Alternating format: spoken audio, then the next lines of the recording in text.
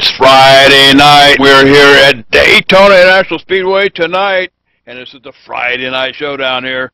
In the booth with us tonight, David Bass, Michael Conti, he'll be calling the action. Dakota Ehrman, he's going to be doing some remotes from the second split tonight. Matthew Close, and actually Matthew Close not here tonight. Justin Rose now, he'll be working pit road for us here tonight. Last week, Cowboy, I'll tell you what, it was a sheet metal convention at Kentucky.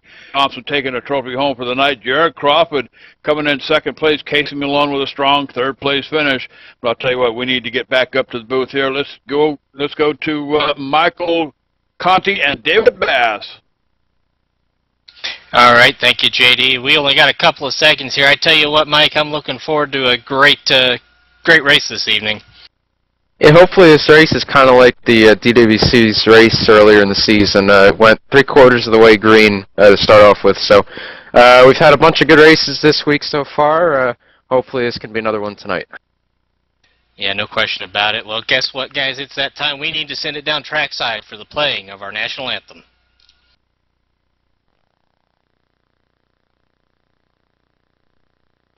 Oh, say, can you see by the dawn's early light what so proudly we hailed at the twilight's last gleaming, whose broad stripes and bright stars through the perilous fight o'er the ramparts we watched were so gallantly streaming, and the rocket's red glare, the bombs bursting in air, gave proof through the night that our flag was still there. Oh, say, does that star-spangled banner yet wave o'er the land of the free and the home of the brave?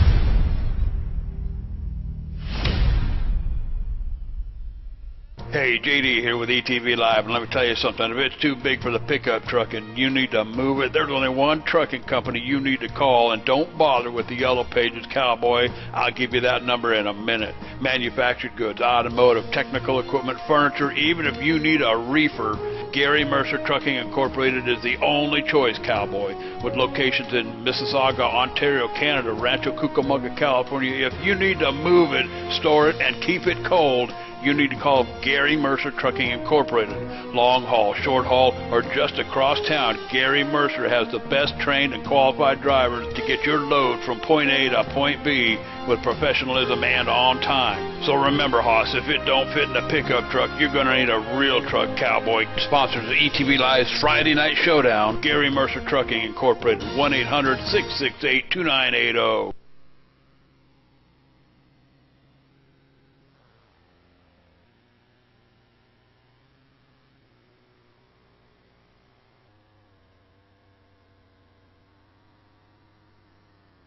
Yeah, all right, and welcome back to Daytona International Raceway, guys. We're here at the World Center of Racing, and these guys getting ready to get this thing going. We got about 30 seconds left. These guys are warming up out here. Mike, you know, this is restrictor plate racing. It's going to happen in a hurry out here.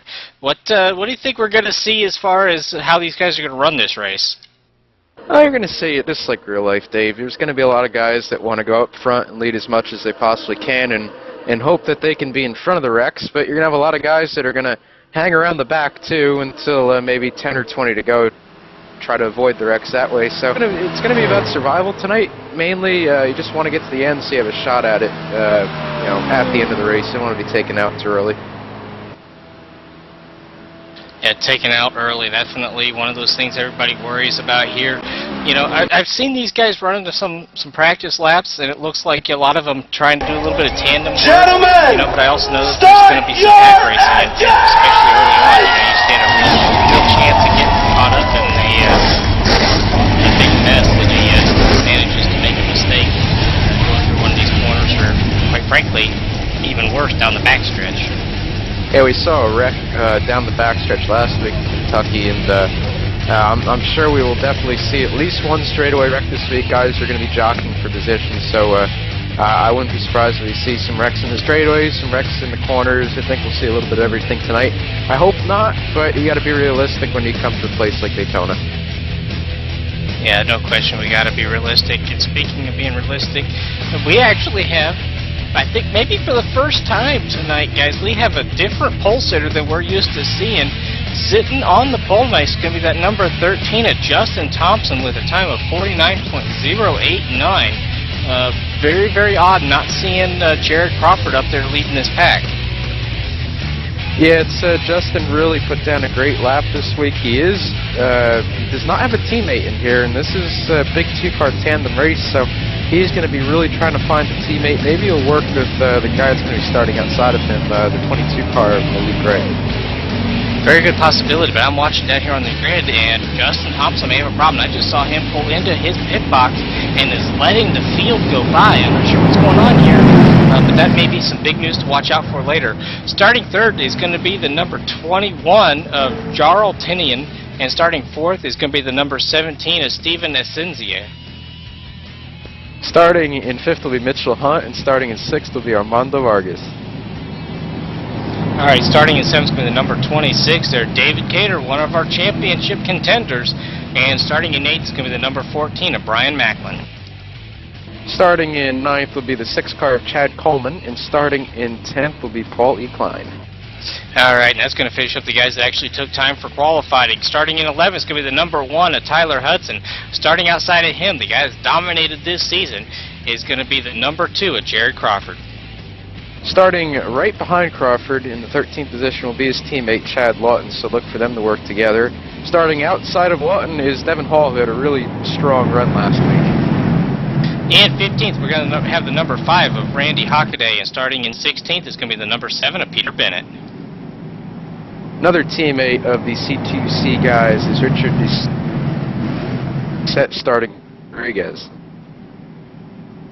And 19th, number 10 of Brad Mayhar, once again one of our championship contenders, and starting in 20th is going to be the number 11 of John Button.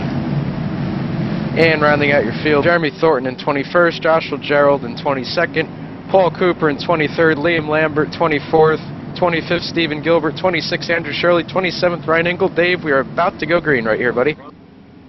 Yep, and looking at here at the front of this field, and you know what, Justin Thompson did not start out front. He decided to wait towards the back. So actually taking this thing from the flag is going to be Jarl Tinian, a name that I am not familiar with. Is actually going to start on the front row here, and he's going to get a pretty, well, started to look like he was going to get a lead into turn 1, but these guys are still going to be pretty close with the 22 of Malik Ray, real tight outside of him, and he's got the 17 there of Steven Essenzie right up close behind him. So these guys are pushing hard, trying to get some advantages. We get down the backstretch heading into turn 3.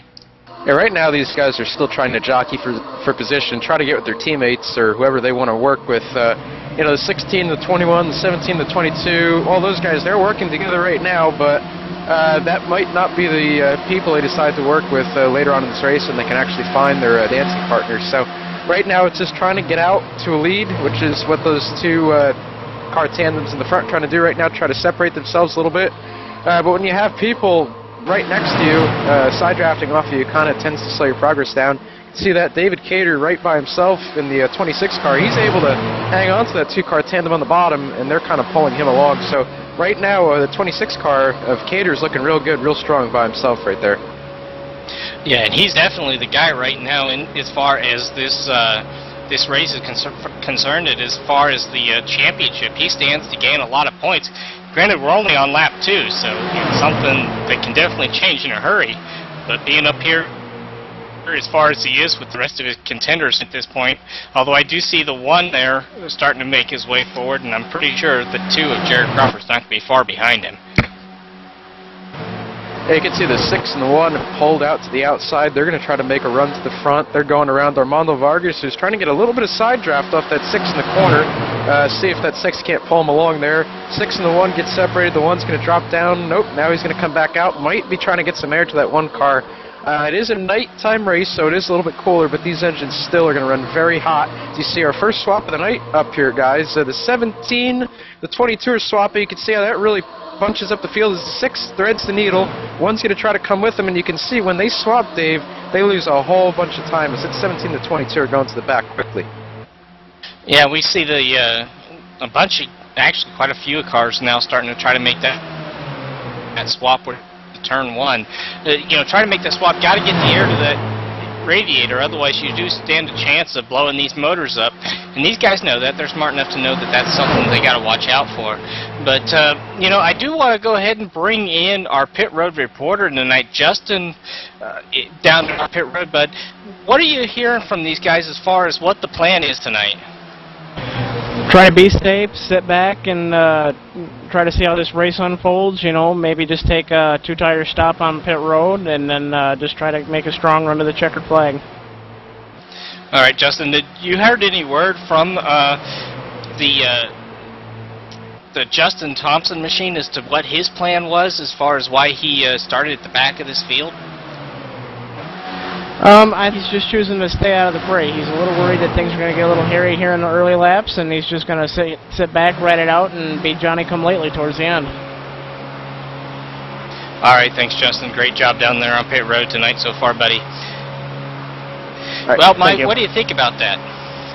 Well, it makes a lot of sense. I talked to him a little bit before the race, and he was kind of asking me, what I would do, and I told him, you're definitely going to want to stay out of trouble, and if that means starting in the back, and do it.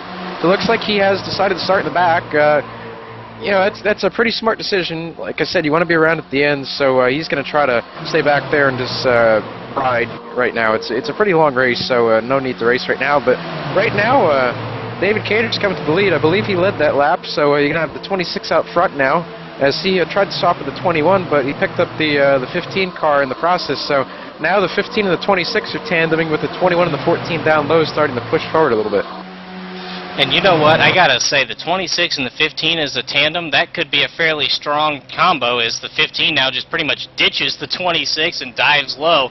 That may be a planned swap, but it doesn't look like the 15's trying to walk back up, jump back up in front of the 26 right now. But those two, they've been strong at times this season, and I think they could have really been a good tandem together. We've got the 26 of David Cater, and here comes the 1 of Tyler Hudson.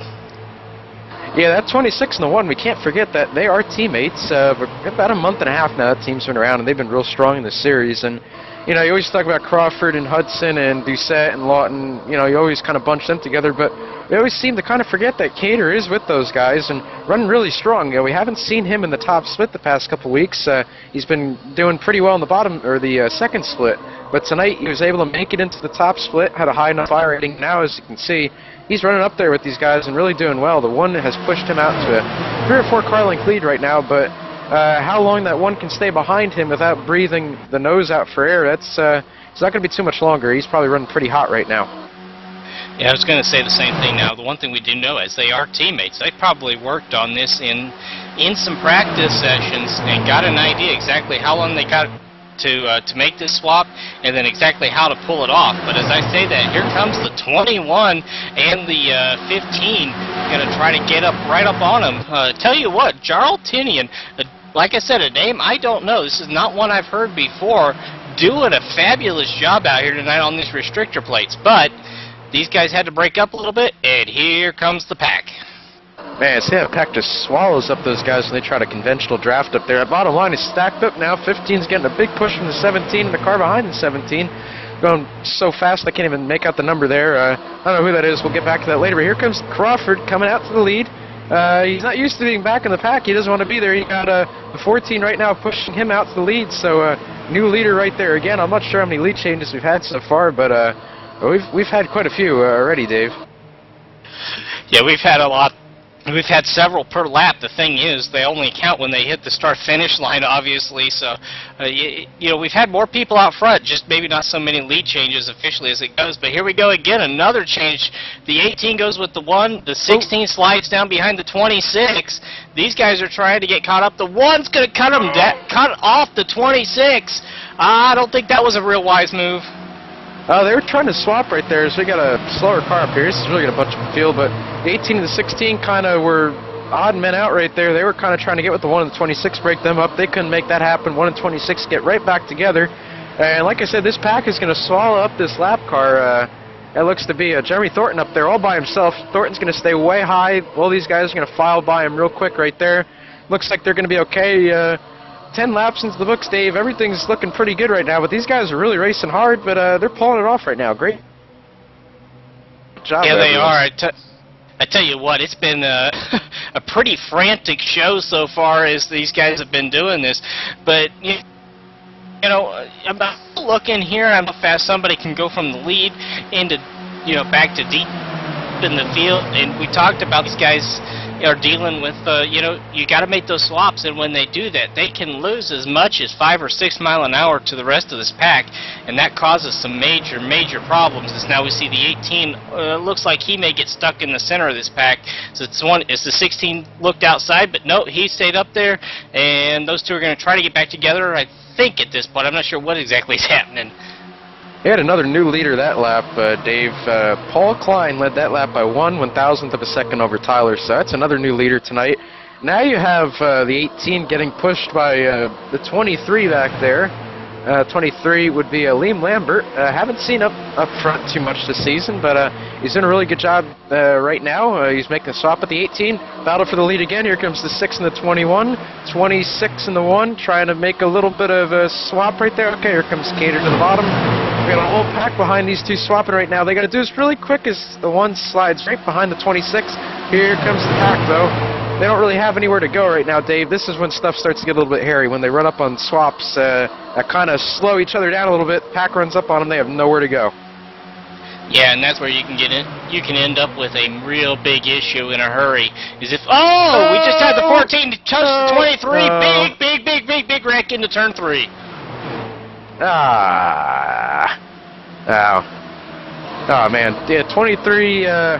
After 14 just got loose and the 18's bumper and knocked the 23 sideways, and a whole bunch of good cars got taken out in that. It was Lambert in the 23. Vargas got into it. A bunch of other guys back there. I'm trying to look right now. Looks like the heavy damage is on 15 and the 23. We have to look at that. We'll get the bad boy to get that up on the rewind screen as he's got it right.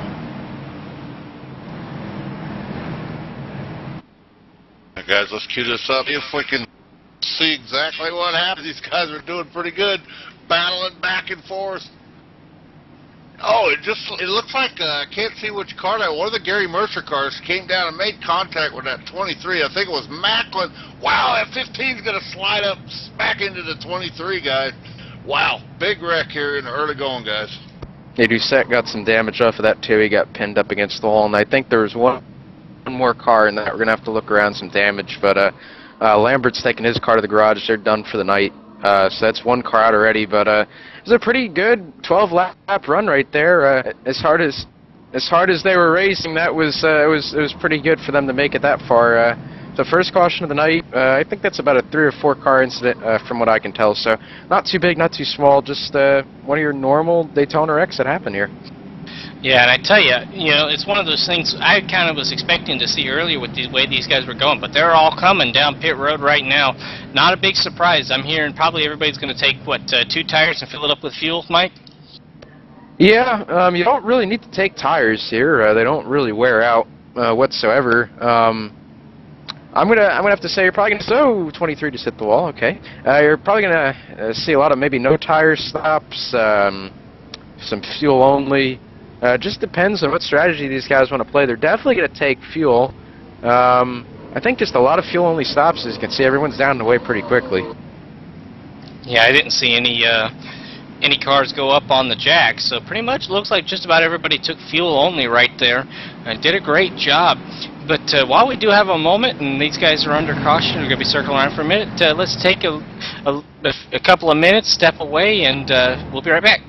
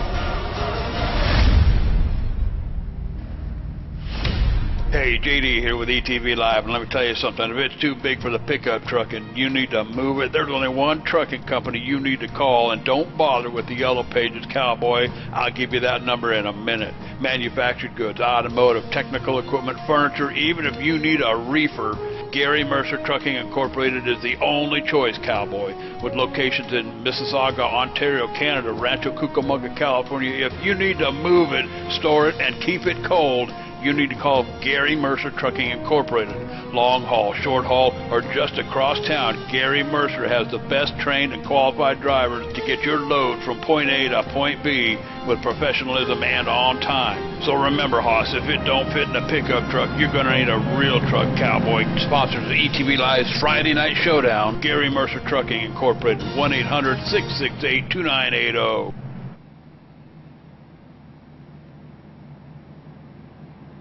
And welcome back, Daytona International Speedway tonight. 60 laps on the board, 14 in the books already. Working caution number 1 here, guys. 23 and 15 car involved in that one, and a few others as well. So we do have some bent up sheet metal here tonight. Hey, this is the Friday Night Showdown. Let's go back to the booth with David Bass and Michael Conti. All right, and thank you, JD. I tell you what, it's been a good race so far, and we had that little incident right there, but everybody was pretty much racing pretty clean. Although I tell you, it was getting a little intense there for a while, Mike. Yeah, it was. I was on the edge of my R seat over here, just really watching these guys go back and forth, and really good racing. And our DWC race went caution-free the first 70 laps, but that was mainly because we were scaredy cats, and we're running a single file line freight train. So for these guys to make it quite a few laps right there, going 2, 3, 4 wide at times, very impressive by these guys. And these guys put on a good show every week. Last week was a little bit tough, but they're bouncing back really well this week and doing a fantastic job so far. Yeah, no question, done an outstanding job. And, one of the things about these series that we do is, we get some people involved that really do a great job for us. And I do want to throw a shout out to the series sponsor tonight, Gary Mercer Trucking. Gary Mercer and Brendan Mercer, those guys, week in, week out this season have sponsored the series, and it makes it a whole lot more interesting when you've got a sponsor on board, somebody really paying attention to what you're doing. It makes it a lot of fun, Mike. Yeah, I mean, the way this racing is and the loyal viewers we at ETV have, it's really great for a sponsor to come on board. They get a lot of exposure to this. It's great for ETV to have someone to give a shout out to every now and then on the broadcast. So It's we thank Gary Mercer for coming on this season. I think the series has really done them justice. We've had a lot of good racing thus far this season, and we still have a couple weeks to go. And you know, Crawford is, you know, getting away a little bit in the points, Dave, but it's really a tight battle from second on back.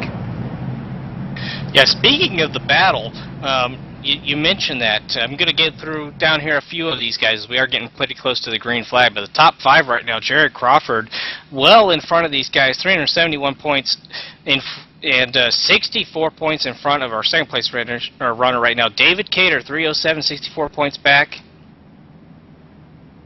Sitting in third is Brad Mayhar, 303 points, 68 points, so that's pretty close. Ryan Ingalls in fourth, 76 points back with 295, and Chad Lawton up 1 spot is sitting in 5th position right now, 283 points, 88 points back. So yeah, Jared Crawford definitely running away with this so far, but from him on back, yeah, everything's up in the air at that point.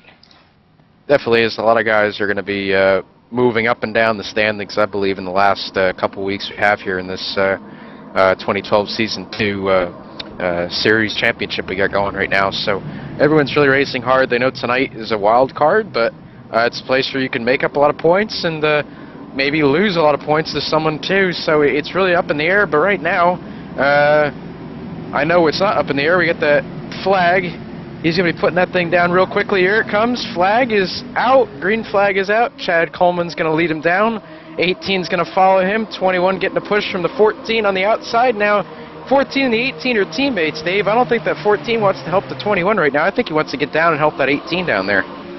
Yeah, I'm sure he does. And unfortunately, the 6 there, Chad Coleman, got a great restart. Unfortunately, too much of a restart. I was afraid there for a minute because it looked like the 14 and the 21 were just going to be able to drive by him, but so far that's not been the case as these guys try to sort out teammate situation and figure out who's going to go with who. But right now it looks like the 6 of Chad Coleman, the 18 of Paul Klein are the front 2, with the 2 of Jared Crawford just pushing on Paul Klein right here. We got him 3 deep right there. I'm not sure that's going to work out so well, but Jared's going to have to find a teammate pretty quick. I don't know if he's going to be able to stick with the 18 and the 6 before too long. As here we go. Now we've got, I believe that's the 14 may have pulled down behind him. Yeah, they're doing like a 3-car tandem draft up here, and that you can make that work in iRacing, especially when they have to swap in front of you when you're the 3rd, 4th car. You can't really see.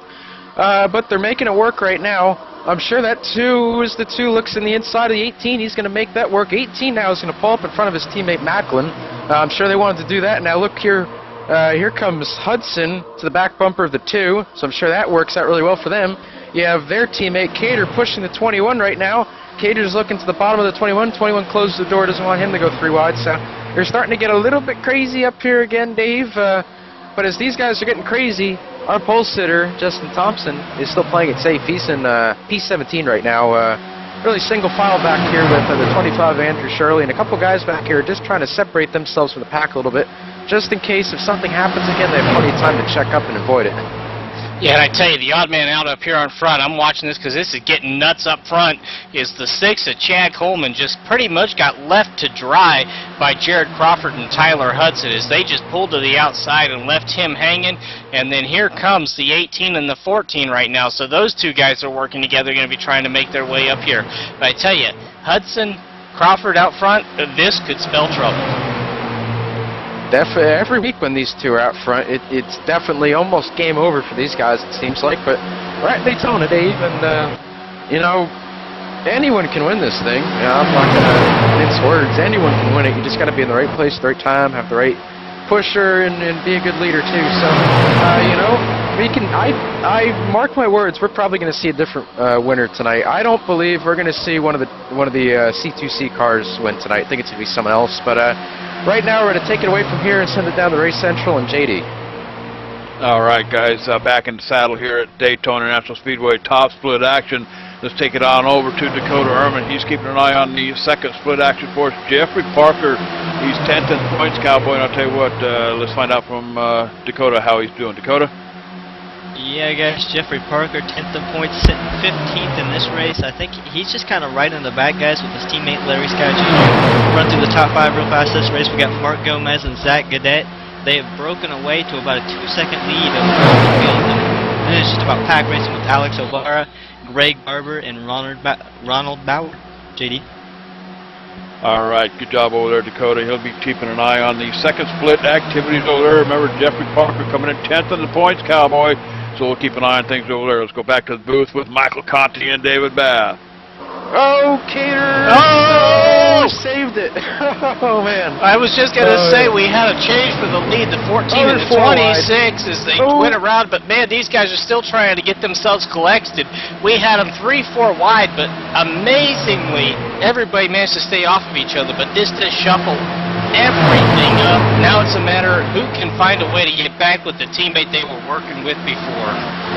Well, I was going to say, I was yelling at myself when you guys were talking about the second split. Cater, get off of his left rear, man. And he was on his left rear and sucked that car around like we saw the 14 do earlier in this race. So you don't want to be in the left rear of these guys. It'll hook you. And it did to Cater right there, but he made a heck of a save right in front of the pack. And then, like you said, they went 4 wide in the tri-oval, and that's not supposed to work either. But we're still going, Dave. We didn't wreck. I can't believe that.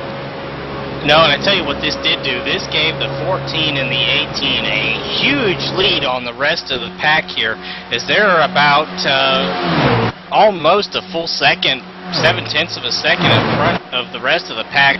They were able to get through there cleanly. But it's going to be Brian Macklin and Paul Klein, the 18 of Paul Klein running up front. This is good to see. Well, these guys up front now, they have to, you know, when you're that far up front, you want to get greedy and just keep pushing that guy away from this pack back here. But you know, those water and oil temperatures, those things will rise really quick, and if you get those things mad at you, they won't forgive you, and they'll peg, and your motor will go. So you don't want to do that. They're probably gonna have to switch here pretty soon. When they switch, they're gonna get swallowed up as they're switching right now. Let's see how fast that 3 and the 1 can suck up to them right now. And those 2 cars get side by side. They put such a hole in the air. This whole pack is gonna catch up to them, and they're flying up to them right now. They're about 10, 12 miles per hour quicker than those 2 guys up front right now. Yeah, that was not a clean swap at all between the 18 and the 14. They really need to make that faster. But even as we say that, the 1 gets up to the back and just kind of like stops. It's like he's not really wanting to go anywhere, and the 5 has to duck out, and here we go again. We get them 3 wide. So they have 5 cars and on the lead lap, so that's a low 16 just cut off the 2. Four wide. Or 4 wide, 3 wide. Okay, they made that work. I was trying to say the 5 is not in the lead lap, but he's just bunching them all up here. They're trying to get around him.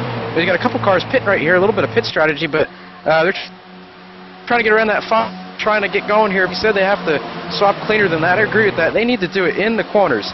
You do it on the straightaways, they're going to suck up to you. You can't get behind each other quick enough. They need to do it in the center of the corners. 1 go up really high, swing back below the guy that's going to get in front of him. So they're going to have to work on that. Hopefully they're listening to us up here and someone's yelling at them because he cannot swap in the straightaway. That is not going to end up well at one point. No, and not just that, it took them too long to make the swap and get back in line. I mean, if you're the guy getting out there, you almost have to drag the brake a little bit just to make that happen and get back in line. That was a lot cleaner swap right there. They must have been listening, Dave. That was exactly what I said right there. Good job. They got a good crew chief down there. And in the meantime, there goes Tyler Hudson to the lead. Yeah, they did a great swap, but it just, you know, when those guys act quick, they're going to suck up to you. But I'm going to have a little report down here. We had a couple guys peel off and pit right there. Malik Ray was one in that M&M's car, and also coming in with him was Peter Bennett. They are teammates. Looks like they just took fuel, going to top off, maybe make it on 1 more stop from here, and they're back out on the track and tandeming up right now. Alright, now I'm starting to think we may see some positioning going on here as the 2 slices to the bottom and kind of leaves his teammate up in that middle groove. I would have expected maybe he was going to jump up there and try to grab his teammate and make a move on these guys, but once again, this is allowing the 14 and the 18 to put a little bit of a gap. As here we go again.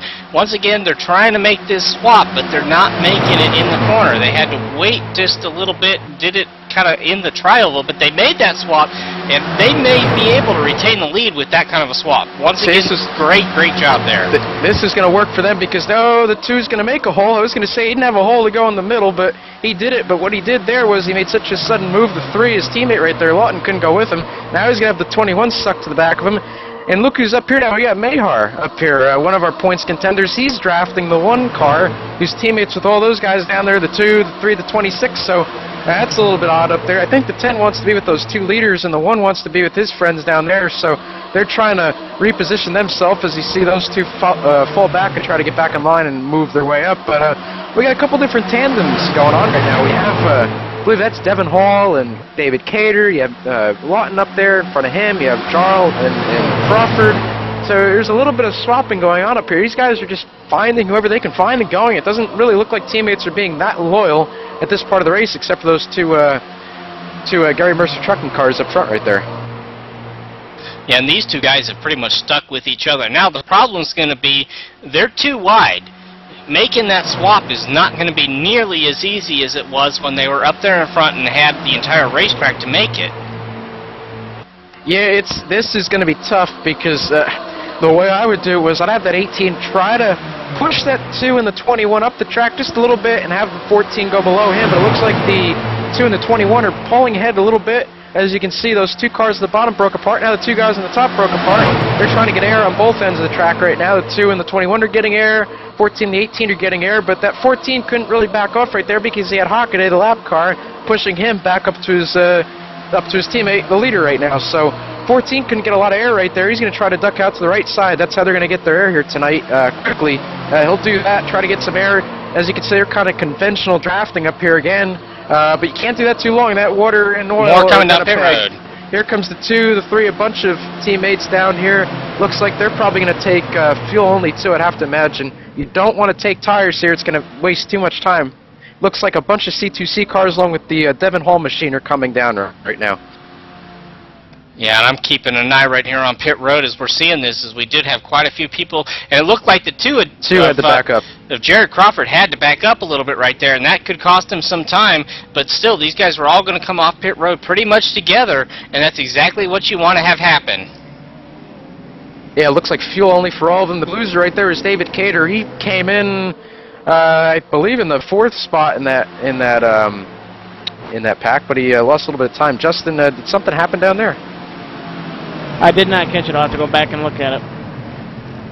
All right, guys, we got the Gary Mercer trucking crew coming down pit road right now, as well as about 3 or 4 others, and they're coming down to you, Justin.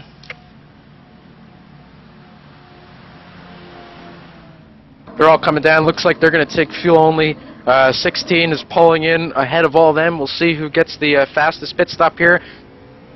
The 18 and the 14 are got together. 14 goes before the 18. The 18's really going to have to haul the mail coming down the end of pit road here. You might see the 14 brake a little bit to get him back on his bumper. They don't want to be separated too long. No, and that's a huge gap right there, and the problem is he doesn't have anybody up there behind him. We're talking about the 18 of Paul Klein to really push him back up to his teammate, but his teammate didn't have any choice at that point. Yeah, definitely. And now we have more coming down pit road. We have the 20, the 6, the 4, and the 27 all pitting. Probably going to be fuel only too. Seems like the norm tonight. Tires are not important, it seems like.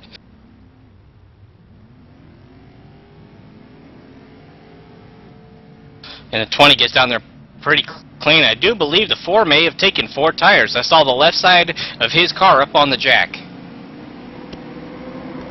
Yeah, I'm going to have to look at that. I'm not sure, but either way, if he did take tires, he'll be okay.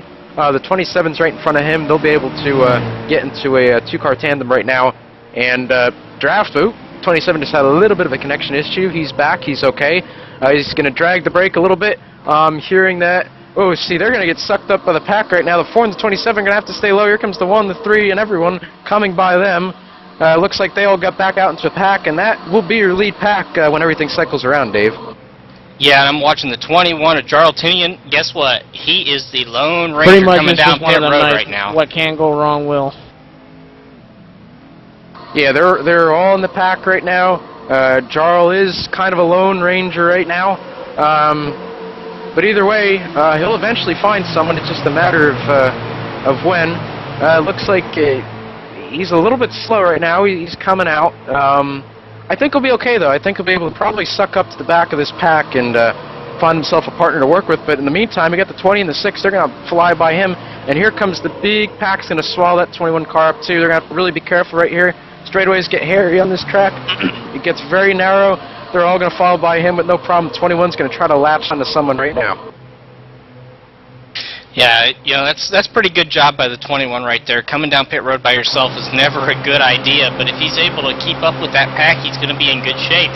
But I'm looking out here, we got 2 leaders right now that don't appear to have pitted yet on this round of pit stops. The 9 of Al Rodriguez and the 11 of John Bunton have right now about a 23.5-second lead on the rest of the field.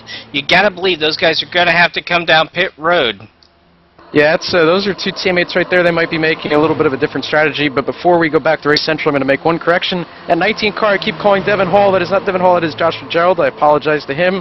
They kind of look similar. These guys, they change paint schemes a lot, so I apologize. The 4 is Devin Hall, 19 is Joshua Gerald, down to Race Central and JD.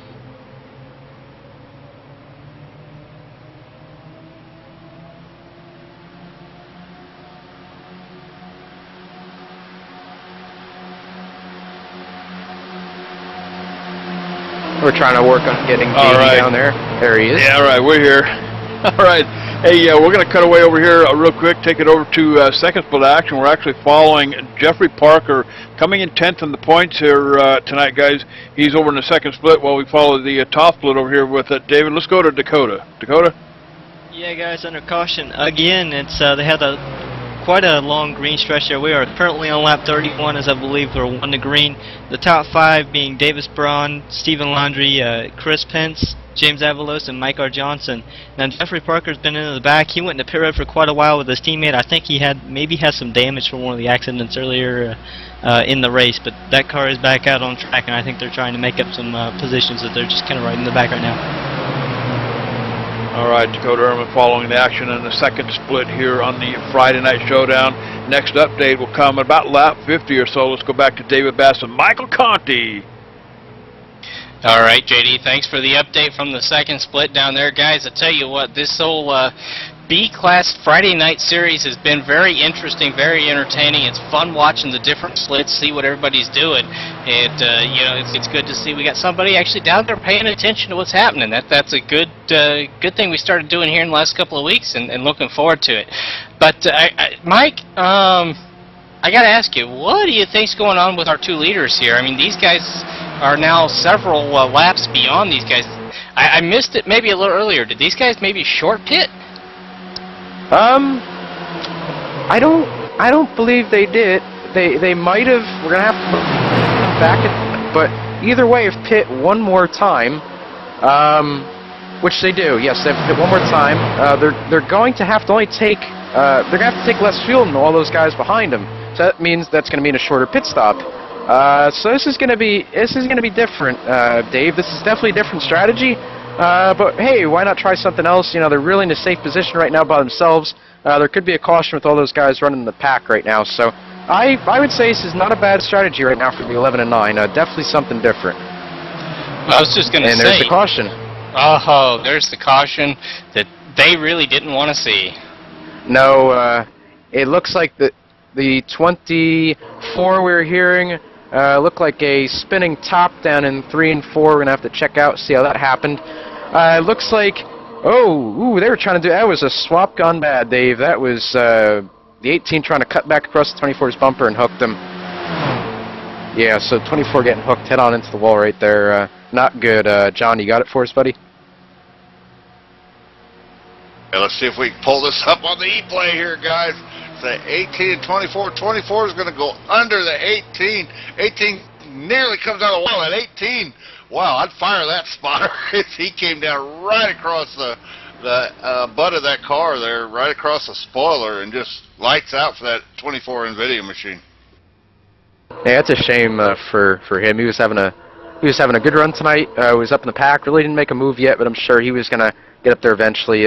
Just the product of this racing. You try to minimize the time you're spending swapping, and sometimes you cut it a little bit too close, and you know, you're going to be in the wrecker. So But what this does, Dave, is it sets up a final pit stop for every one of those. Now, those two guys in the front, you know, I don't think they wanted to see this, but it's not entirely bad because now they have track position, as little as that means here at this point in the race. But they do have track position. Everyone's going to come in right here and most likely make their last pit stop of the race, probably for just fuel, as like we've mentioned a couple times already. Tires don't really play a factor here. At very smooth track, we don't need them. So everyone's going to come down here, probably take fuel only, and those guys have some track position. We're probably going to have about maybe 18 laps to go when we get back green, so it'll be a little dash to the finish for us. Yeah, and you know, I'm sure these guys were hoping it was going to go green, especially the 11 and 9, because it looked to me like not only did they have the strategy worked out beautifully, they were going to be in a position where they weren't going to be challenged. Everybody bypasses pit road at this point in time, so maybe pit road is still closed? It could be closed, or let's see. Crawford and Hudson made their last pit stop on lap 30, which would set up a 30-lap run to the end. I'm actually thinking they were going to be good to the end. Now, looking back at it, you can definitely go 30 laps here in fuel. You know, my bad math again striking us here. I think all of those guys can go to the end that pitted on lap 30 or somewhere around there. Now, those two guys up front, they have track position, but they pitted back on lap 16 and 17, so they can't make it, not to my calculations, but all the guys behind them can, so they have to pit one more time unless we have a couple more cautions. That might be what they're banking on right now.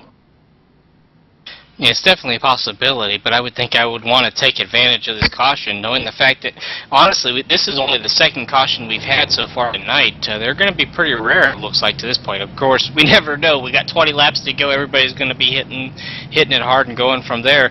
But it's definitely going to be entertaining to watch. But I tell you what, guys, 40 laps into this race, we're going to go ahead, step away, take a quick break, and be right back.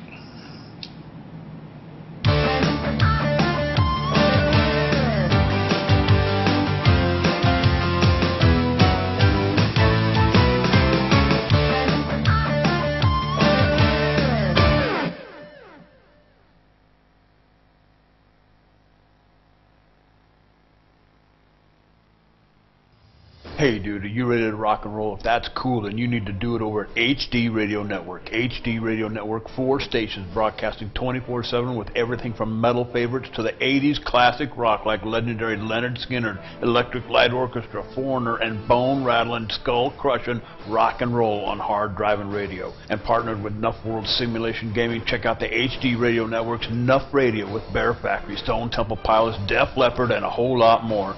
HDRadioNetwork.com. Take your pick and rock your brains out, dude.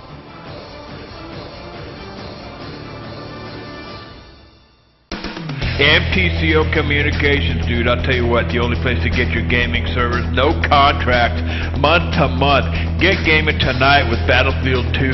Hey, Call of Duty, do it with R-Factor, Arca Sim Racing, dude. I'll tell you what, $49 a month, no better deal anywhere. Remote access, virus filters, remote power cycle, no player limit, no bandwidth, dude.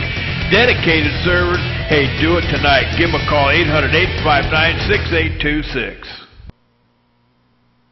Hey, JD here with ETV Live, and let me tell you something. If it's too big for the pickup truck and you need to move it, there's only one trucking company you need to call, and don't bother with the Yellow Pages Cowboy. I'll give you that number in a minute. Manufactured goods, automotive, technical equipment, furniture, even if you need a reefer, Gary Mercer Trucking Incorporated is the only choice, Cowboy. With locations in Mississauga, Ontario, Canada, Rancho Cucamonga, California, if you need to move it, store it, and keep it cold, you need to call Gary Mercer Trucking Incorporated.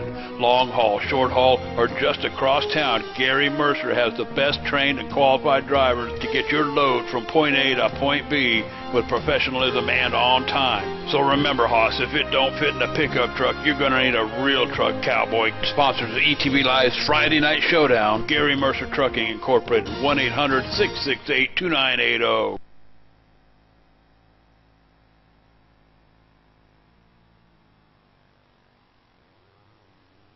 And we are back live here at Daytona International Speedway. Friday night action, Friday night showdown, Cowboy. Tonight's race sponsored by Gary Mercer Trucking. And just a reminder, guys, coming up on Sunday, if you're into road racing, 1:30 p.m. right here live on ETV Live. Check it out, Road Atlanta with the Elms Road Racing Division, Neil Heckens and gang. So we'll be here at 1:30 in the afternoon. Of course, at 9:30 Sunday night, get into some dirt racing with Sim Pro Racing Monday night. Real sim racing back in the saddle again, Cowboy. So a lot of racing coming your way. Check the schedule, etv-eplay.net. Let's take it back to the booth with Michael Conti and David Bass. All right, welcome back, everyone. We have 1 to green right here. Our two leaders, to my estimation and Dakota Ehrman's estimation, are about 5 to 6 laps short. And Dakota doesn't feel that they can save that much, and I'm right with them. I don't see how they save 5 to 6 laps under that 1 caution period. So I'm going to have to think that the 9 and the 11 are going to have to pit 1 more time. Everyone else behind them should be good to go on fuel. Yeah, it's definitely going to be entertaining to watch, and you know, it's possible that maybe we missed a pit stop somewhere as we were watching all the crazy action going on with these guys, and you know, they may have a little more in hand than we know of, but it's definitely going to be fun to watch as these guys figure out what they're going to do. Now, the one problem they do have here, Mike, they're starting inside and outside of row 1. They're not going to be lined up, but the advantage they do have is they've got teammates behind them. They're going to try to get together, so they may have an opportunity to get these two guys hooked back up. Right. Like you said, you've got the 2 rows up front. They have to try to get hooked up with each other. Then also that 3rd row, the 22 and the 7, Fisher and Ray, they're also going to want to get hooked up. So your first 3, at least your first 3 rows are going to try to get together here. So that 11 and 9 need to get on their radio, time this thing right so the 9 can jump in behind the 11 and pull away. They are in the catbird seat right now, starting 1st and 2nd. They just have to make it work at this point. Yeah, no question, they got to make it work. And as we've seen in the past, they got to make it work, but they got to be careful when they do it, because if you make that move from your lane too early, it could end up in some serious problems for these guys. But here we go. The 11 gets a good start. Here comes the 9. He's going to try to slide in behind him, and he waited after the start-finish line. Great job by the 11 and 9. There's the 2 and the 1. Pretty much everybody that needed to get in line did a great job right there. They did a great job getting a line, but then the 11 pulled away from the 9 right there. They're still not hooked up. The 2 and the 1 are trying to make a move, but they have nowhere to go. 7's in the 1's bumper. 1's trying to back off the 2, give him some room. And you've got your first about 10, 11, 12 cars all single file right now. Then they're all jockeying for position in the back. You got the 26 Cater back there, a couple other guys as well. So they're all trying to get together back there. But right now, your first 3 are starting to break away a little bit. Then you have another 3 behind them, and then everyone else trailing behind. Yeah, I'm a little bit surprised by Jared Crawford right there. I would have expected him to maybe lay his foot on that brake just a little bit and drift back to his teammate there in the 1 of Justin Thompson, but instead he's just decided he's going to keep his foot to the floor and try to keep up with the 9 and 11 there of John Button and Al Rodriguez. Yeah, I don't know exactly what he's doing, but Crawford's proven to be a very smart racer in this series and all of iRacing in general, and so is that guy behind him. He's not number 1 for no reason. So those guys know what they're doing. They definitely have a plan as they move out to the outside. 2's probably trying to get some air. That leaves room for the 7 and the 22 below, but they're not hooked up. The 19 and the 14 back there, they're not hooked. Is actually making his way up the outside line, but no help behind him. And that's impressive by that 14 car to be able to muscle his way on the outside like that. Yep, and here we go, this 2x2 by pack racing that we've seen pretty much all night long. Everybody's doing a great job with it. 9 and 11, I tell you what, I've been pretty impressed with these 2 guys. Guys that we don't see up front that often, although they are broken apart just a little bit right now, which may open the door for the 2 of Jared Crawford and the 1 of Tyler Hudson. But these 2 guys are definitely putting it to them. These guys are working hard, you know, trying to make something out of this race, pull some strategy, but right now it's not working so well. But you know what, they're still up there, and if another caution comes out, or you know, if they have enough fuel, they're going to be in good shape. But I tell you what, outside here comes the 14, and I believe that's the 19, Joshua Gerald, Brian Macklin working together. A couple more of these guys. Oh, big wreck in the back. Oh, they're all gone. Big wreck coming out of the tri-oval. Oh, that's the big one, boys. That is the big one for tonight. Wow. Not good. It looks like someone got hooked head-on into the wall. Justin Thompson involved, David Cater involved, seeing Coleman involved, 20 was involved. We're going to send it down to John. He's got it for us. I'm not exactly sure where this guy's. We'll pick it up here with the Randy Hockenday in that 21 machine, I believe it is, or the 5 machine here, guys. They're out on the outside pushing the 4 car. And I think you're going to see Total Mayhem break loose here. I'm not sure it was in front of them. Oh, he pushes it 3 wide. The 6 car pushes it 3 wide, guys, and just collects 5 or 6 of them. Oh, and I believe one of those was Cater, guys. He's yes, it was. Damaged. Cater, yeah, was in that big time. His night's done. Ryan Engel, black smoke trailing out of that car. Paul Cooper was on his side. Steve Zenyi got some nose damage from that. Justin Thompson, our pole sitter, was trying to stay in the back all night to miss this kind of mayhem, but got involved, and Randy Hockaday involved, Devin Hall, Cater. I'm looking at Cater right now. He's got some pretty heavy damage. Everyone that was involved in that, pretty much, they're not going to be contenders for the win tonight. I don't believe that kind of damage. Well, guys, I want to apologize. This new technology is we're actually watching the replay now instead of the second split. I made a boo-boo here, but here's your wreck. It's a little delayed from what I said, but anyway, you got it. But okay, now the 9 and the 11. We're sitting 3rd and 5th now, Dave. This is another chance for them to save fuel. I don't know. Do you think they're going to pit, or do you think they're going to try to stay out and make this thing? Well, you know, I'm watching them here. I'm thinking they're probably going to stay out, but I don't know.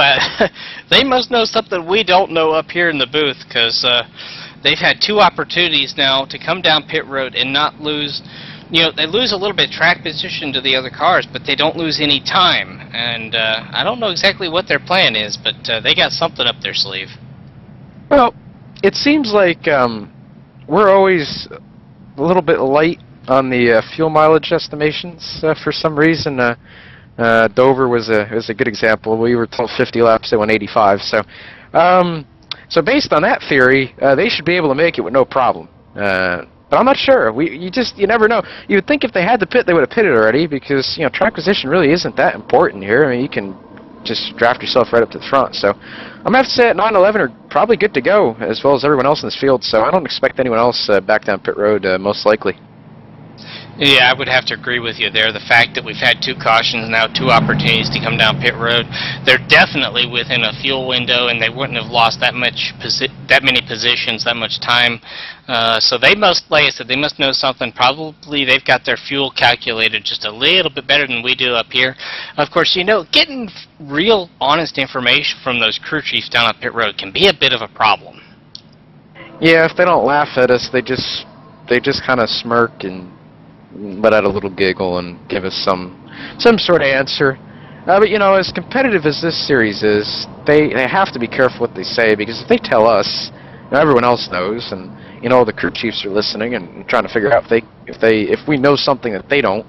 I mean, look at those guys up front, the 1 and the 2 car. They're not going to give out any information. They've been strong this whole year, and rightfully so. If they have information they want to keep, well, so be it. But it kind of throws us off a little bit, but we kind of are going to make an estimated, educated guess, if you want to call it, and say that those guys are good on fuel. That's probably the case, but I tell you what, we got about 11, 12 laps to go here. We're going to go ahead, step away, pay a few bills, and we'll be right back.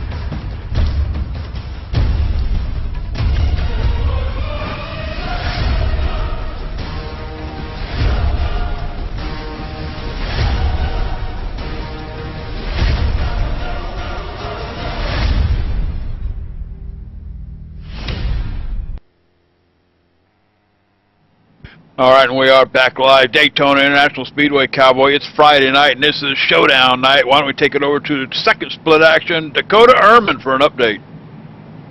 Yeah, guys, 15 lap split since the last update. We are under a yellow again, and a decent stretch, and in a yellow right as we come to this update. But the leaderboard kind of sounded like it did before.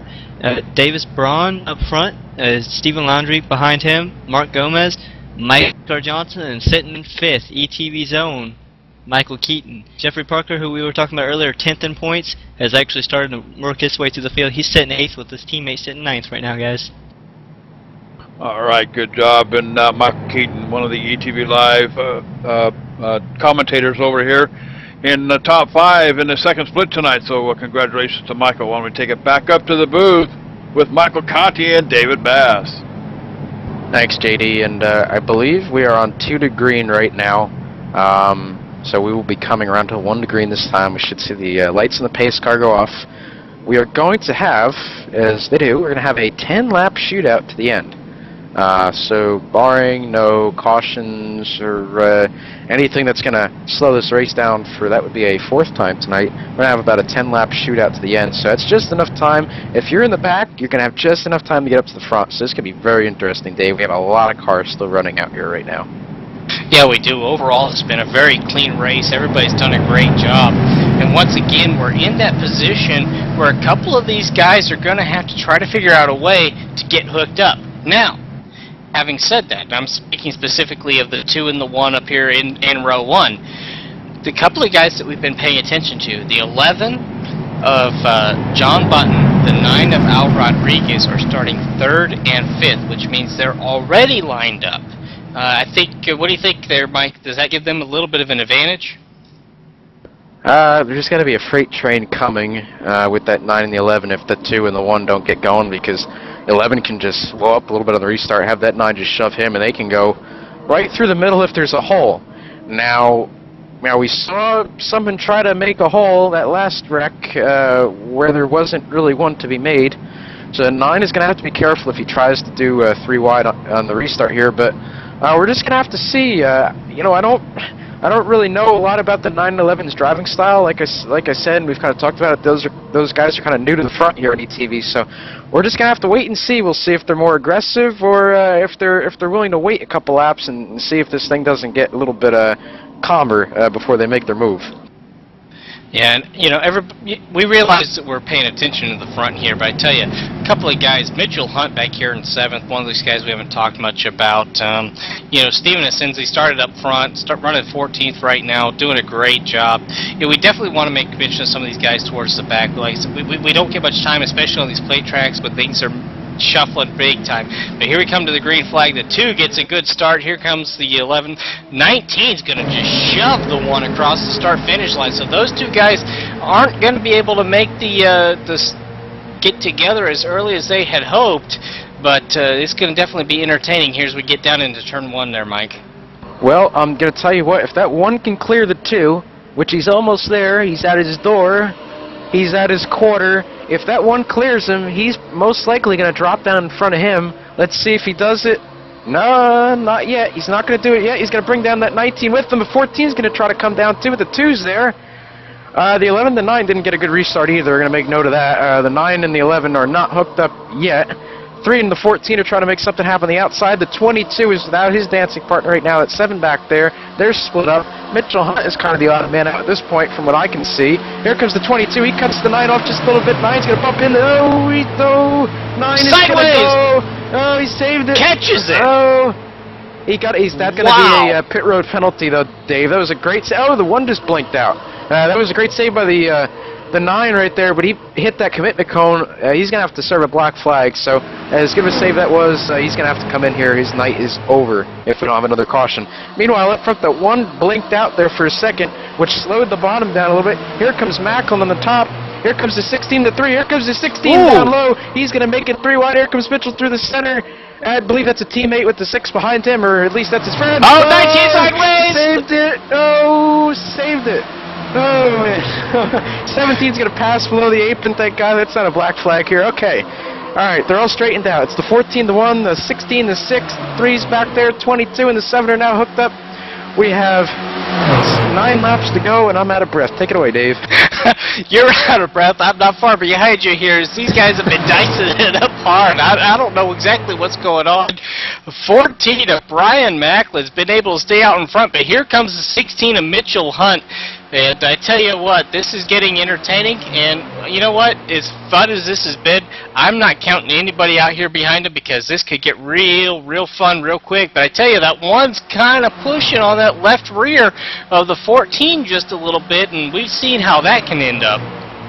I tell you what, look who's not up there, Dave. Crawford is nowhere to be found. Him and the 19, with that slide there, a couple seconds behind this pack now. They're going to have to dig to try to get up here. They're quite a ways back right now. That's not good for them, but if these guys keep racing side by side and those guys can stay hooked up just long enough in the back there with 7 laps to go right now. Here comes the one through the middle. He's going to make it work. 14's going to move to the center. Here comes the 3 with him. 3's going to try to clear the 14. Not there. There they come through the center.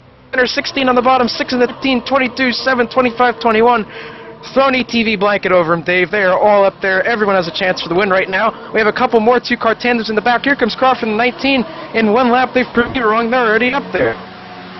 I tell you what, these guys are absolutely making this look probably more exciting than it should be. I thought for a second there we were going to have a big wreck with the one kind of sliced down in between a couple of these guys to try to get a little bit of a draft off of them. We're able to make it work as the 14 tries to drop down in front of the 25, and here comes 25 and the 21. They don't have anywhere to go, Dave. They had the checkup right there. Good job of the 21 and 25 to check up and not cause a mount right there.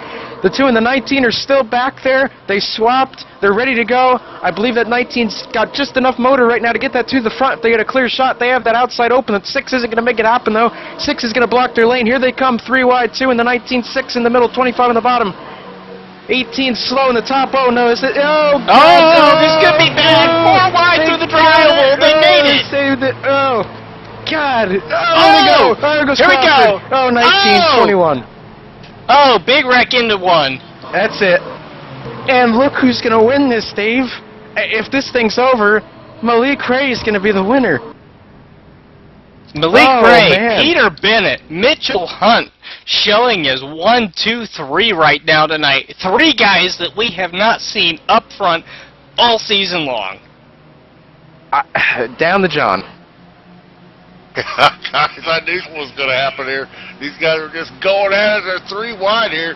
There's a red car back there. I'm not quite sure who that is. He was waving back and forth. 25, come by 4 wide here with that lap down car. And he just seemed like he lost control of the car. That 6 machine just slid right up the hill. And pow, wow, he's going to take a spinning top ride here at Daytona International Speedway. It looks like the 6 and 3 just got the bouncing off each other, and that final bounce sent the 6 into the 2. That's crazy. We have a brand new winner on ETV right there. I believe that's the first time Malik's won, at least in the top split. Peter Bennett, second. Everyone in the race right now, the crew chiefs are telling him that it's over. I'm not sure, though. We might have a 1-lap dash. It just all depends right here. But either way, that's crazy, Dave. Yeah, no question, that's crazy. And the problem is the guys that weren't involved were all guys that we've not seen up front. So I think we are going to see a first-time winner here tonight, regardless, because all of our top runners, you know, the top 4 guys look like they were not involved. Malik Ray, Peter Bennett, Mitchell Hunt, and Brian Macklin. Those 4 guys do not appear to have been involved. Tyler Hudson, Chad Hutton, Chad Lawton, and Andrew Shirley may or may not have been, but they're showing about 5.5 seconds behind at the start-finish line. Everybody else has definitely been involved in some way or another, so it's definitely going to be entertaining to see what happens. And we're going to throw it down to J.D. Webb and Race Central. All right, tell you what, Cowboy, getting another update from the second split action over here. Michael Keaton working himself into second place. Let's take it over to second split with Dakota Ehrman real quick here, Dakota. Yeah, guys, under yellow, just about the same time you guys were. We are now at lap 51, crossing the line for 52. We still got quite a ways to go, so I don't know that we'll be able to fill everybody in the finish here. But to let you know how it's looking, Chris Pence and Michael Keaton working together. They broke the top 2. Billy Agstad sitting third, Mark Gomez sitting fourth, and Mike R. Johnson sitting fifth. Jeffrey Parker has worked his way up to ninth place. Remember, he is 10th in points, and he's trying to make up some ground, so look for him to hopefully get back up to the front. All right, some seconds foot action being brought to you by ETV Live. I'll tell you what, ain't no better choice than right here, etv-eplay.net, cowboy. Innovators and creators. Let's take it back up to the booth with David Bass and Michael Conti. All right, thank you, JD. And I tell you what, this has been an exciting race. There's no question about it. Now, the question is, do the lights turn off on the pace car on this time around or not? Because we're going to have about 2 laps to go. If they don't turn off, we may stand a chance for a 1-lap run, but I kind of doubt that they're going to do that. Yeah, I'm really not sure what's going to happen right now, Dave. It's just, we have to see what the pace car driver is going to do this time around. Oh boy, I tell you, I'm seeing all kinds of chat.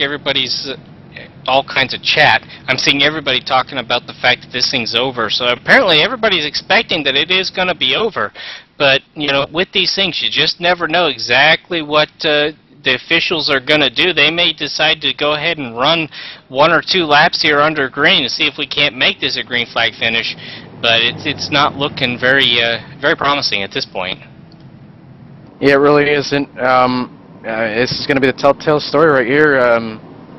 It doesn't look like they're double filing up. Ooh, 17 or 7 to sit. Oh, he's hitting the wall. He's purposely doing it. So apparently he doesn't think this thing's going to go.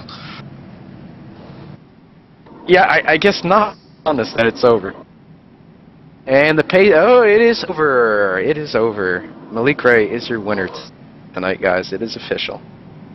I was going to say, lights are still on the pace car, so this thing is definitely going to be over. Wow, we do have one back here at the pack absolutely throwing black smoke out on the track. That's not going to help them get this thing finished any quicker. Yeah, it really isn't. That's okay, though.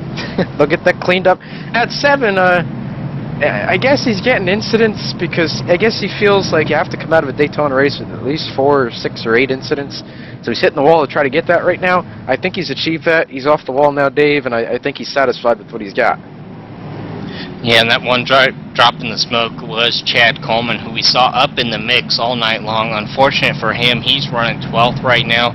But you know what? The fact that this is going to end under caution probably says that he's going to finish better than he would have had they gone back green flag.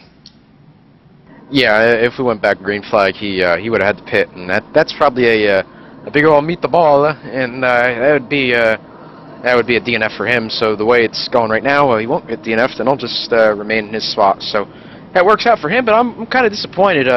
This race was really fun. I wanted to see a green flag finish at the end. They almost made that 4-wide work.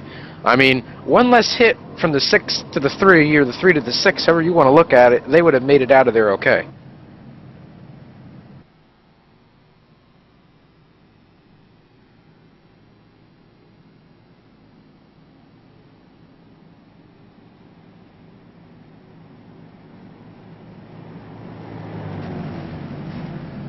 Well, Mike, I tell you, bud, I've had the opportunity to broadcast some plate races with some different sims, but these guys tonight did an outstanding job putting on a show for us. It could have been a whole lot worse, and we've seen a lot worse plate racing. It was definitely exciting, and I think you and I both had a great time calling this one. Yeah, I certainly did. This is definitely the most fun I've had calling a race in my short history of calling races here on ETV. So, great race. I was talking to Justin Thompson, that is going into this race, and I said probably gonna have 4 cautions, and I believe we're right around that. So, right on par, I believe, with what we expected tonight as far as cautions go. But as far as the racing we got between the cautions, that was second to none. I mean, that was absolutely great stuff. Beat DWC Racing by a mile in our Daytona 250 begin that season off. So great job by all these guys. They show us whether the Friday Night Showdown superstars on ETV, and they did an outstanding job tonight once again.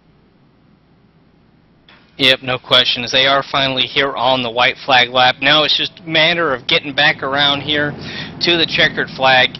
And Malik Ray, Peter Bennett, Mitchell Hunt, 3 guys that we have not seen on the podium all season long, managed to avoid the carnage towards the end of this race. I tell you what, these 3 guys have done just a fabulous job tonight. They timed it right. They got lucky that they were in the right line when everything broke out, which ended up being behind them. But I mean, Daytona, it's a lot of luck and a little bit of positioning, and they had definitely a lot of luck, and they positioned themselves superbly tonight. So great job by them. Great teamwork all night. 22 and 7 had great pit stops. 2-car drafted very well together. And then you have the 16 back there, Mitchell Hunt, kind of the lone man there. Did a pretty good job keeping up there tonight as well. And the 14, who was involved in our first accident of the night, rebounded very well to come home with a 4th place finish. And then behind him you have Tyler Hudson, still comes home with a top 5 with his teammate Lawton behind him in 6th. Behind them is Andrew Shirley. Where did he come from? In 7th. Crawford salvages 8th. Jarl and Steven round out your top 10. So that's your top 10 for tonight. Congratulations to Malik Ray, winner of the Friday Night Showdown at Daytona. Definitely congratulations. Just want to update you guys on where your championship contenders finished tonight. And furthest forward of those, Jared Crawford finishing 8th. I believe David Cater finishes 15th. Brad Mayhar finishes 16th. Those are the top 3 in points right now. So looks like Jared may well have expanded his points a little bit here on these guys tonight, and that spells trouble. We've only got a couple of weeks left in the season. Yeah, Jared was able to salvage that top 10 finish after being involved in our last wreck, and unfortunately Cater was involved in one of the earlier wrecks. None of his doing, just wrong place, wrong time. So it's a shame for him. Cater's going to lose another at least 7 points to Crawford, so that's 7 more tacked on the 64 going in, so he's going to be at least 71 out. That's almost a full 2 races out of the lead, so the championship is getting further and further out of Cater's grasp at this point.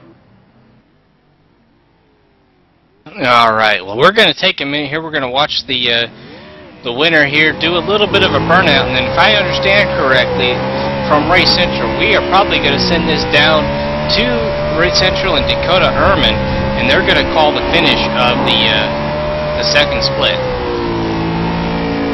You bet. This is JD down here in Race Central, and I'll tell you what, we're going to get ready to send it over to Dakota Ehrman here in just a minute. But I'll tell you what, Cowboy, just to get a couple of little plugs in here, like the commercial says, if your pickup truck is too small for the load, Cowboy, get a real truck to haul it. Sponsoring the Friday Night Showdown series on ETV Live, Gary Mercer Trucking provides LTL and TL loads, long and short haul options for hauling furniture, sensitive equipment, perishables, even refrigerated products, and a whole lot more. Storage facilities in the U.S. and Canada, CTP approved.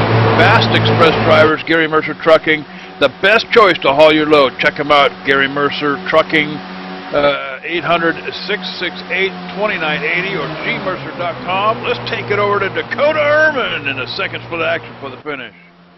Alright guys, so it was the wrecking. Oh, and I believe that's going to be the wreck. I'm not sure what just happened there. You guys just throw it back to me and there's a huge wreck right there, guys. What happened there? That's kind of crazy. That took out the whole rear of the field there, so we're going to go back. See, looks like 2 cars getting together on the outside lane. I want to say it's a 6 and the 27. The 6 of Larry Scott Jr. and the 27 Eric Lupino. I cannot pronounce that last name very well. Getting together, looks like on the outside, getting down to the wall. Like the 7. Throw down to John. I believe he's got a knee line. Let's see what happens here. These guys had quite a few cautions as I've been kind of keeping my eye on the second split here. The 4 car and the 18 got the 7 down on the bottom, 27 on the outside, 6 in the 2, and these are just starting to tangle. 27, 6 make contact, 7s. Oh wow, big wreck, guys. This takes out the whole back of the field basically here. Yeah, John, and as it stands, I believe we're going to finish on the yellow. We are on lap 58. We'll be pacing, and I believe we're going to go around 3 more times, and this race will be over. Mark Gomez is looking to be your winner. Mike R. Johnson's going to be sitting 2nd. Chrissy Pence is going to be sitting 3rd. Our very own Michael Keaton is going to be sitting 4th, and And that guy in the 10th and point looking better than all the top 3 points guys tonight. That's going to be Jeffrey Parker. Larry Sr. is going to be sitting 6th. Stephen Landry going to be sitting 7th. Alex O'Barra sitting 8th. Ben Cateau sitting 9th. And Tony Bowling going to be sitting 10th.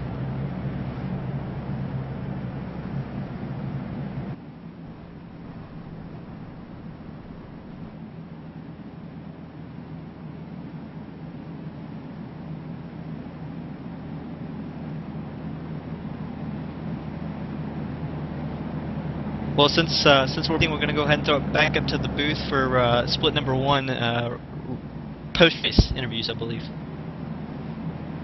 You bet. Tell you what, outstanding job here. Only seen here on ETV Live. Innovators and creators, Cowboy. We got some live updates covering the second foot action here on Friday night. But I'm going to turn it back over to Michael Conti and David Bass back at the top foot action. Let's throw it back up to the booth. We have your race winner in the booth, Malik Ray. We've caught up with him. Malik, fantastic drive, great win.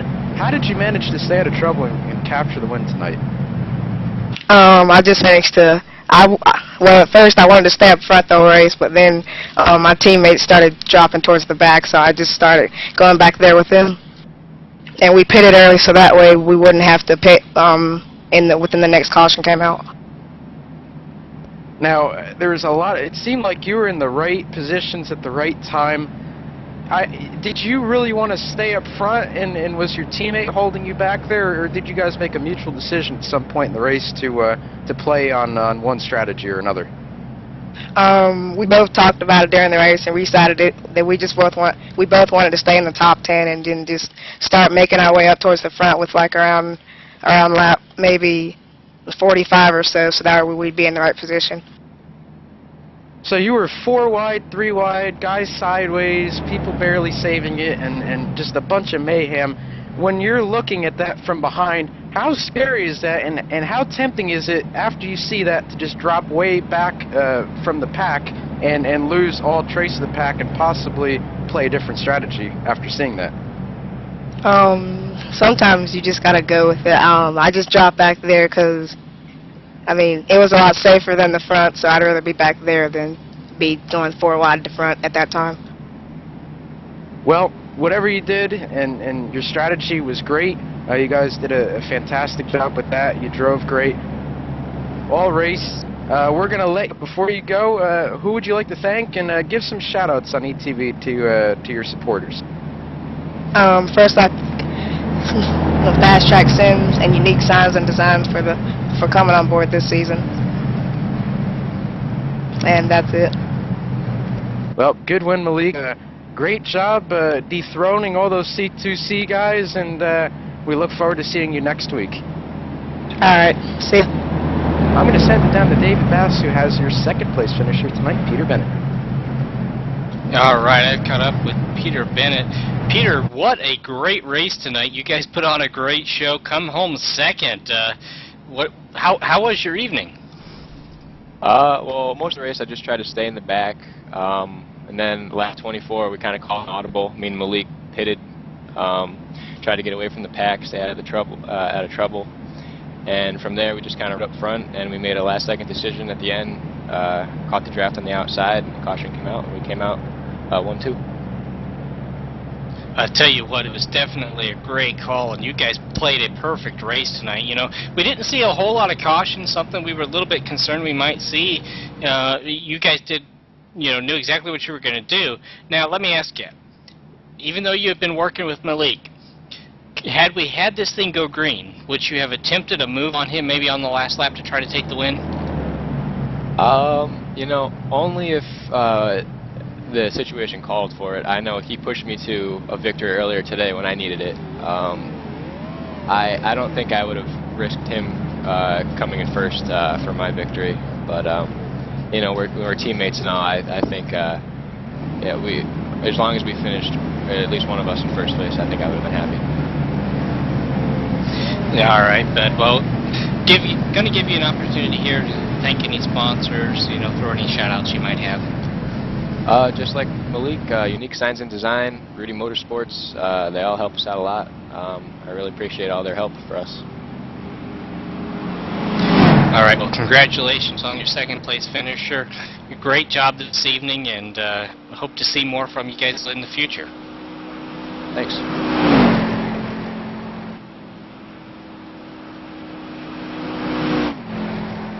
All right.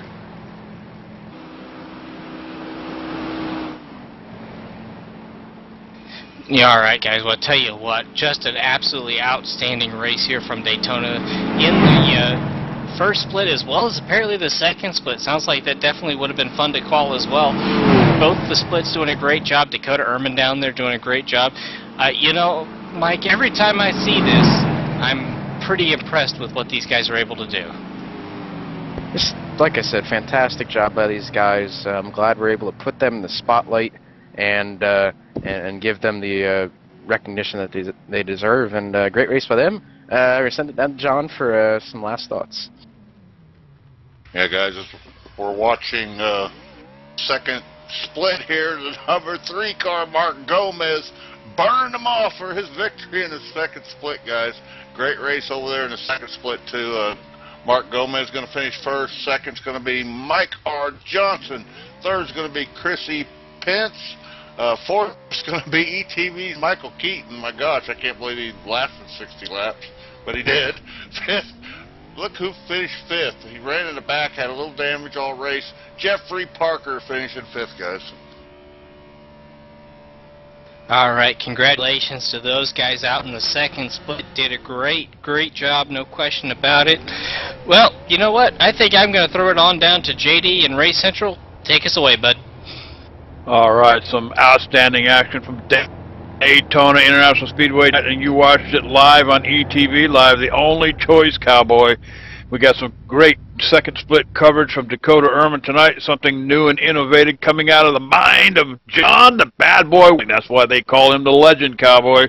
But hey, there's a whole lot more racing coming your way on ETV Live. Check it out on Sunday afternoon, 1:30 p.m. We've got the Elms group coming at us from Road Atlanta.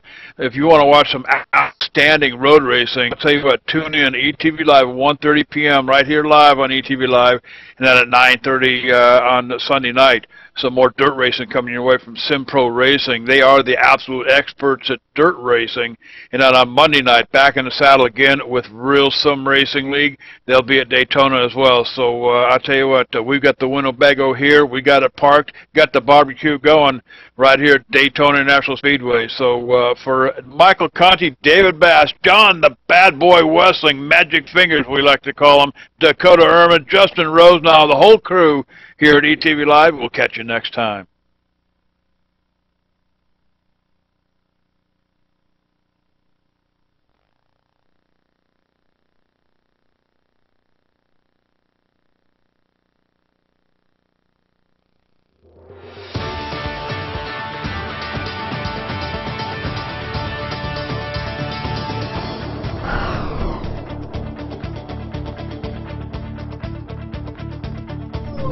Thank you.